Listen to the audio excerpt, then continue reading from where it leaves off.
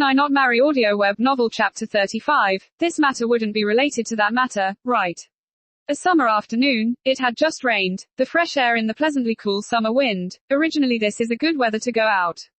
Unfortunately, Du Lacey was sitting at home drawing circles. Why, you may ask? Because she's bored. With a plaster leg, staying at home all day, even if her foot is fine, the person who's trapped at home is almost suffocated to death. For this reason, Du Lacey is very depressed. A depressed person always wanted to find someone to talk to, but as luck would have it, unfortunately Auntie Wu has accompanied Liang to cram school, while old Yu has gone to the hospital to take care of the old madam. Even Xiao Fang, who usually washed the cars, have gone on a blind date. Such a huge house, there was only her left. The emptiness made her somewhat depressed. Du Lacey took out her cell phone and started to go through her phone book. Zhu Yaofei. This morning she have already called her. If she calls again, isn't she seeking to be scolded? Not calling. Jimo Shuang. She has been absent for so many days, although there's the president to support her, but if people ask how should she answer their questions? Forget it. Mom. No. She absolutely cannot let her mom know about her fracture. She would be worried to death. She definitely cannot call. So she scrolled down her phone book and finally landed on a number, the president. Seeing these words, Du Lacey's mood became more depressed. The situation is like this, ever since she rested at home due to her fracture. Clearly she spends more time at home, however she felt that she has seen much less of the president. Usually the president always returned home from work around 5 or 6 o'clock. They would have a meal together. After dinner, sometimes he would look over a file or two while the two of them would watch TV together. Roughly around 11 o'clock they would get ready for bed, sleeping until 7 o'clock the next day they'll get up. They would eat breakfast together, and then he'll go to work. Their life was very regular. She didn't know why, but lately he seems to be extremely busy. In the evening, he would return home around 8 or 9 o'clock. There were a few days when she has fallen asleep, he still haven't returned. In the morning when she woke up, the person besides was long gone. When she came downstairs, often there's only her share of breakfast left on the dining table. Also, the amount of time the two saw each other decreased, the topic they spoke of also decreased. Often when they were together, the two of them hardly talked about anything. Such days like these lasted for about a week. Du Lacey's obtuse heart finally developed a strange trace. Although it's understandable that the president would be busy, but why does her heart always have the feeling of being ignored? When Du Lacey regained her conscious, the cell phone within her hands displayed a familiar phone number on the screen. Her fingers slightly trembled on the call button. She hesitated whether she should press down or not. Forget it. She should just call and ask. Have you had lunch yet? Once her head heated up, she pressed call. The phone rang a few times before someone answered. Lian Jun's muffled voice came through. Hello. Hearing his voice, all the words Du Lacey have carefully thought of was completely forgotten. She held onto the cell phone in a daze. What's wrong? What's the matter? His voice was low without any feelings attached. No. Nothing. Just. She hesitated to finish her sentence when he impatiently interrupted her. If it's nothing then I'm hanging up. He paused before adding, I'm currently in a meeting.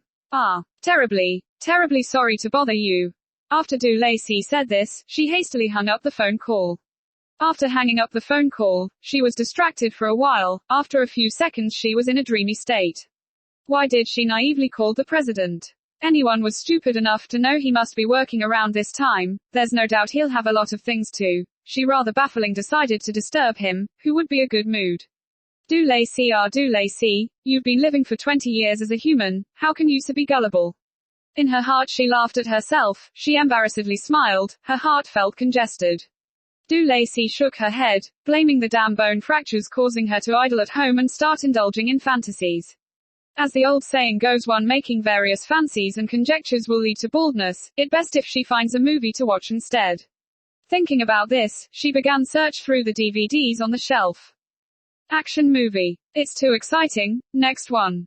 Horror movie. A person alone watching a horror film. It's too sinful. An artist romance movie. Too sour. So, she went through the pile for half a days and finally she landed on a comedy movie, and her eyes brighten. Why don't she watch a comedy to cure her boredom? So filled with anticipation, Du Lacey put the disc into the DVD player. The movie tells the story of an older man going on a blind date with those younger than him. During his dates he encounters all kinds of circumstances such as homosexuality, unmarried mother, a share crazy sea flowers and even a cemetery salesperson. A group of weird people caused the male lead who originally had bald head to luminously shine brightly.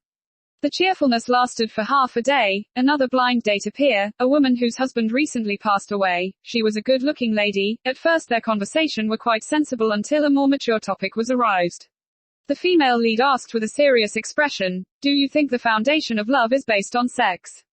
The male lead touched his shiny head. "Not entirely, however if there isn't any then it certainly cannot be called love, at most it's called friendship." Watching to this point, Du Lacey began to think, between her and the president's relationship is it romance or friendship? The problem is too deep, she didn't want to understand it, the movie's dialogue continued. The female lead argued, "What if there isn't any? Even if there isn't, one can still be together until old age. She thought she was absolutely on point and added, "I mean it doesn't mean sex cannot entirely exist, it just won't occur too often." The male lead, "Then how long one must wait to be affectionate that it's considered not as frequent?" The female lead stretched out one finger. The male lead was in a painful state, once a month. Once a year. After a moment of silence, the male lead decisively said, "I disagree, I finally understand why your husband hardly returns home. Even if you want to marry, you will not find out where I'm living." Finally an infinite melancholy music started playing. The female lead said sarcastically, "Unfortunately, is that thing really that interesting?" The male lead replied, "Yes." While listening to the infinite music, Du Lacey suddenly realized something. It's been almost a month since they've XXOO, right? Recently the president doesn't seem to want to return home. If you were to ask her where the president is right now, she really couldn't give you an answer. Surely it doesn't mean that. Du Lacey swallowed her saliva and recalled the several attempts the president tried to do the thing, and recall how she used several reasons to shirk away from doing the thing. When that thing didn't happen, the president appeared very unhappy. "She's finished. Could it be this matter wouldn't be related to that matter?" With this idea, Du Lacey began to feel uneasy.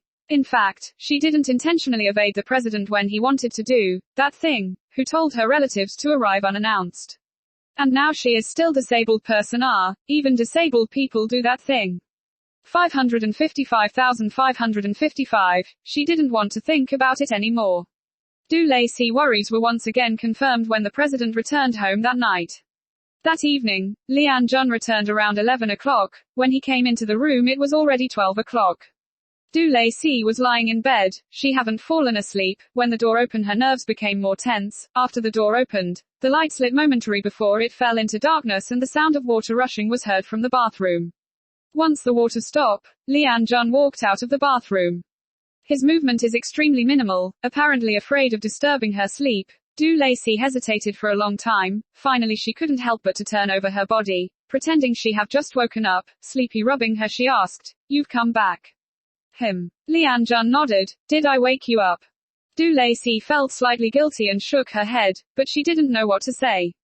After a moment of silence, Lian Jun turned off the lights and jumped into bed, he also not saying anything. "You're very tired today?" Du Lacey attempted to ask.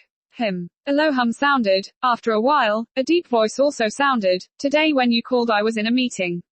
I'm sorry, I didn't mean to disturb you." "That's all right. I will not do it again." If you're tired, why don't I help you massage?" Just when she wanted to stretch out her paws, the quilt on her chest was pulled up. "You are injured, you should go to bed early." After Lian Jun said this he turned to the side. After that, there was no longer any noise. A quiet night, in sharp contrast with a certain person's naive and silly mind. The more she thought the more she became superfluous and confused, and the more she concluded this thing is really related to that matter. This problem fully tortured Du Lacey for 2 entire weeks. 2 weeks later, her feet's small fragile bones finally healed as a result of Auntie Wu's daily pig bone soup, pig bone porridge and pig bone beef tendon stew. Auntie Wu accompanied her to the hospital to remove her plaster cast as the president was simply too busy. He only made a phone call telling her to be careful on the road. Originally the president was supposed to accompany her to remove the plaster cast, however when the time came for her to remove it, there was too many work-related matters that required him to personally attend.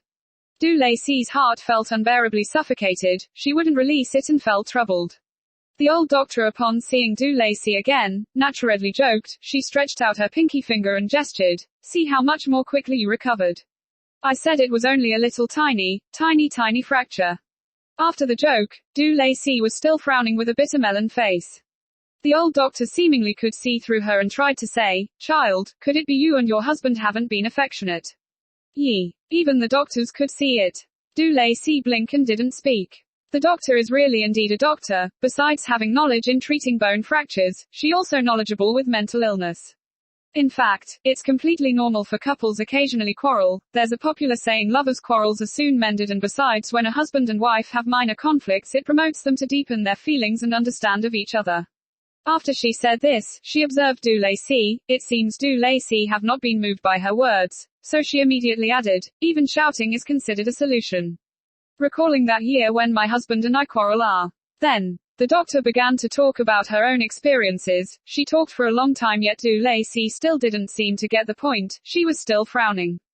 This time, the old doctor was not happy. She wasted so much saliva, not even requesting any consultation fees, yet this girl here couldn't cooperate with her and at least nod to express she agrees and understood. Once the old doctor was angry, her tone wasn't kind. Quarrel. What's so good about quarreling? As long as it isn't sexual apathy, then divorce is avoidable. Once she said this, Du Lacey's facial expression collapsed. Dr. It is sexual apathy. The old doctor's words woke Du Lacey up. Upon returning home, she hurriedly went to the internet to check. In Baidu, she searched sexual apathy and divorce. The two words alone seized up 131,000 entries, 75 full pages. This frightened Du Lacey. To tell the truth, although she's still holding on to the idea of divorcing one day, but as the days pass, even she has become somewhat reluctant. The meals Auntie Wu cooked was so delicious, she didn't know whether leaving this marriage would she still be able to eat it.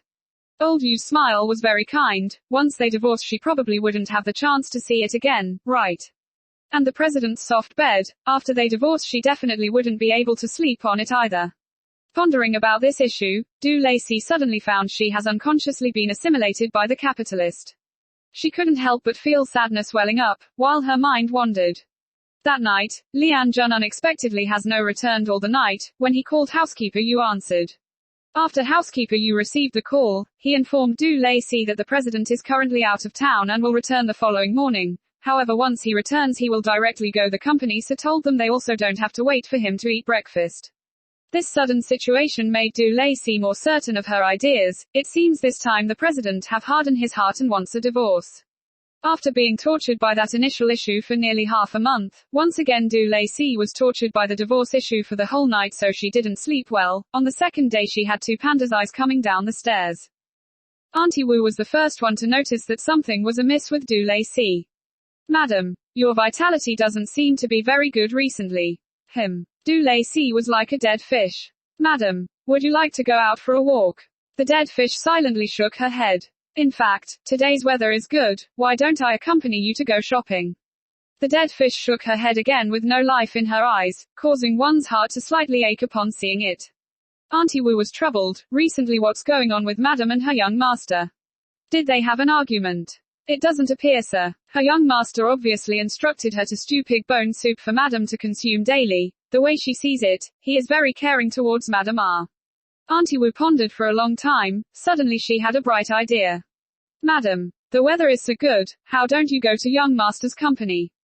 The dead fish blinked a few times and actually came back half alive. Go to his company.